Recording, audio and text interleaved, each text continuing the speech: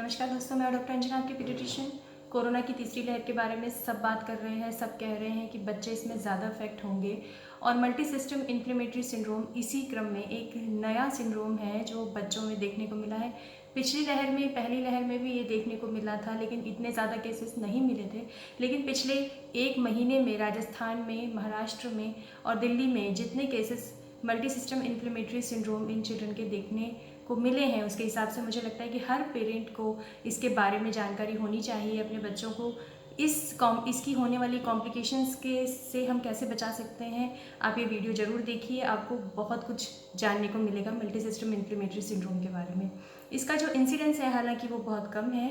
0.6% patients जो corona से infect होते हैं या वो एसिम्टोमेटिक कैरियर भी हो सकते हैं अगर उनको कभी पहले इन्फेक्शन हुआ हो।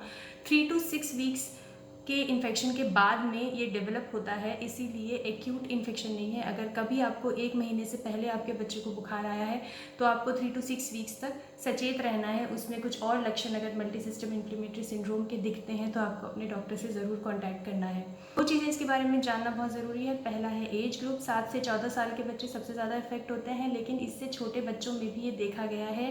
5 साल से छोटे बच्चों में भी मल्टी सिस्टम इन्फ्लेमेटरी सिंड्रोम के केसेस देखे गए हैं। इसके अलावा इसमें हार्ट फेलियर और मायोकार्डियल डिसफंक्शन बहुत ज़्यादा कॉमन है, जिसकी वजह से बच्चा शॉक में जाता है, उसका बीपी लो होता है और उसको इमीडिएट ट्रीटमेंट की ज़रूरत पड़ती है। इसीलिए आइए सबसे पहले बात करते हैं कि इसकी सिम्टोमेटोलॉजी क्या होती है और क्या क्राइटेरिया हैं जिससे हम डायग्नोस कर सकते हैं मल्टी सिस्टम इन्फ्लेमेटरी सिंड्रोम को। सबसे पहला क्राइटेरिया है उम्र। 19 साल से छोटी उम्र होनी चाहिए, बुखार होना चाहिए 3 दिन से ज़्यादा और उसके साथ में कोई से ये दो सिम्टम कौन कौन से हो सकते हैं? इन 5 में से कोई 2 सिम्टम। पहला सिम्टम है वो रैशेस हो सकते हैं बॉडी में। वो रैशेस कैसे भी हो सकते हैं? डेंगू के जैसे चकत्ते चकत्ते हो सकते हैं, या जैसे खसरे के रैशेस होते हैं लाल लाल दाने दाने जैसे, वैसे हो सकते हैं, या एलर्जी अर्टिकेरिया में जैसे बड़े बड़े लाल दाने हो सकते हैं, उस तरह से हो सकते हैं। शरीर पर सूजन आ सकती है, उसकी जो जीभ है वो बिल्कुल लाल हो सकती है, स्ट्रॉबेरी की जैसी जीभ हो सकती है, और उसकी आंखों में लालपन हो सकता है, कंजक्टिवाइटिस। तो अगर फीवर के साथ रैश और कंजक्टिवाइटिस है तो हमको MIS-C के बारे में सोचना चाहिए। सेकंड जो है वो बच्चा शॉक के साथ प्रेजेंट करता है, उसके हाथ पैर ठंडे पड़ जाते हैं, उसकी पल्सेस लो होती हैं और उसका ब्लड प्रेशर जो होता है वो लो होता है। इसके अलावा उसमें मायोकार्डियल डिसफंक्शन यानी कि हार्ट फेलियर के साइंस मिलते हैं। इसके अलावा उसका कोएगुलेशन प्रोफाइल डीअरेंज हो सकता है, जैसे कि PTA, PTT और डी डाइमर के जो लेवल्स हैं वो डीअरेंज हो सकते हैं। कार्डियक डिसफंक्शन के साइंस मिल सकते हैं। इको कार्डियोग्राफी जब हम करेंगे तो हमको या तो एन्यूरिज्म्स मिल सकते हैं या मायोकार्डाइटिस के साइंस मिल सकते हैं इको कार्डियोग्राफी में। तो इको कार्डियोग्राफी भी टाइमली कराना इसमें बहुत ज़रूरी है। और जो 5वां सिम्टम है वो ये है कि उसका जो पेट दर्द है वो हो सकता है, उल्टी हो सकती है, दस्त हो सकते हैं, या फिर उसके जो लिवर के एंजाइम्स हैं SGOT, SGPT वो बढ़े हुए हो सकते हैं। तो ये 5 क्राइटेरिया हैं, इनमें से कोई 2 क्राइटेरिया अगर प्रेजेंट है बुखार के साथ में और अगर उम्र 19 साल से कम है तो हमको फर्दर इन्वेस्टिगेशन करानी चाहिए, ये देखने के लिए कि उसमें MIS-C तो डेवलप नहीं हो रहा है। और वो कौन कौन सी इन्वेस्टिगेशंस हैं? एक्यूट फेज रिएक्टेंट्स जो हैं वो बढ़ सकते हैं, जैसे कि CRP, ESR या फिर प्रोकैल्सिटोनिन।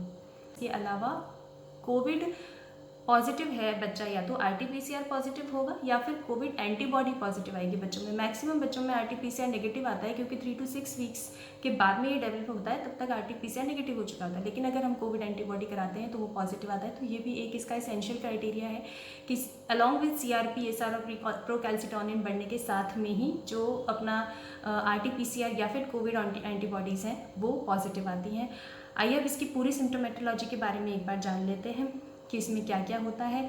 इसमें हेडेक हो सकता है, सिर दर्द के साथ बच्चा प्रेजेंट कर सकता है, या फिर गर्दन में दर्द, मेनिंजिसमस के साइंस हो सकते हैं। बहुत सुस्त बच्चा फील करेगा, बहुत बच्चा लो फील करेगा, उसको तेज़ बुखार होगा और उसका जो सेचुरेशन है वो भी कम हो सकता है। उसका ऑक्सीजनेशन 94% से नीचे जा सकता है। अगर आप एक्सरे कराएं तो उसके पल्मोनरी इन्फिल्ट्रेट्स मिल सकते हैं, निमोनिया के साइंस मिल सकते हैं। छाती में दर्द की भी कई बच्चे कंप्लेन करते हैं।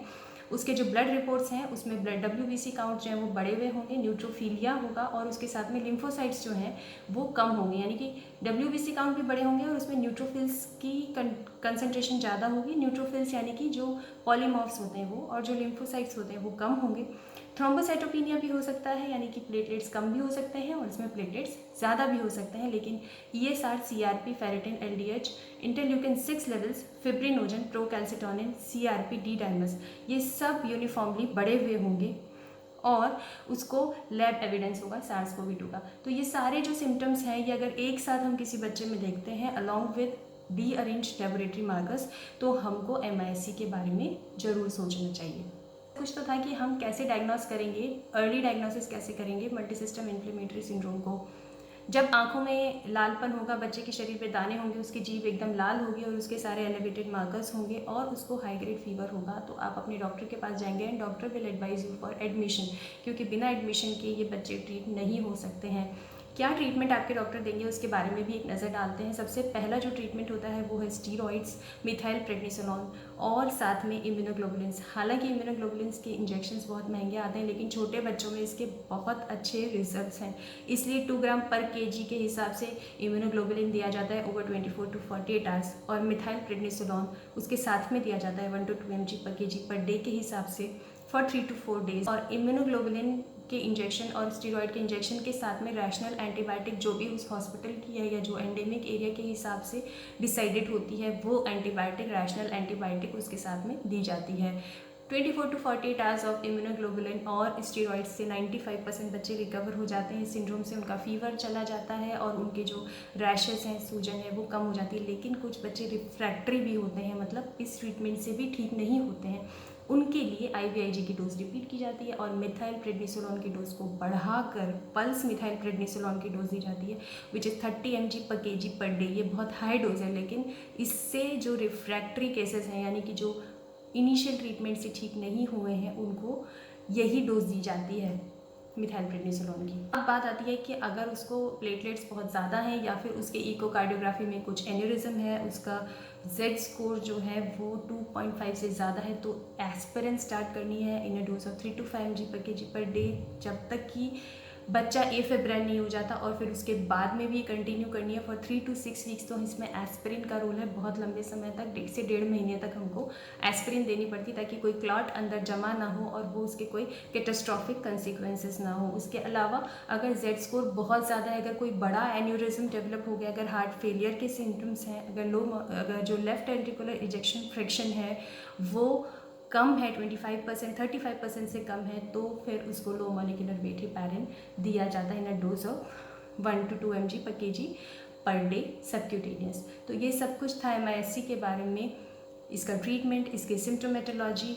और आप और पढ़िए और गूगल कीजिए, आपके कोई क्वेश्चंस हैं तो कमेंट बॉक्स में ज़रूर डालिए और मेरे चैनल को सब्सक्राइब कीजिए। अपने बच्चों का ध्यान रखिए। तीसरी लहर आना तय है, लेकिन अगर हम अपने बच्चों का ध्यान रखेंगे, अर्ली डायग्नोसिस, अर्ली ट्रीटमेंट से इसका ट्रीटमेंट संभव है और डेथ रेट इसमें बहुत कम है। इसकी कॉम्प्लिकेशंस जो हैं वो भी ट्रीटमेंट से ठीक हो जाती हैं। इसलिए MIS-C के बारे में और पढ़िए और अगर आपके कोई सवाल हैं तो मुझे ज़रूर डालिए। Thank you.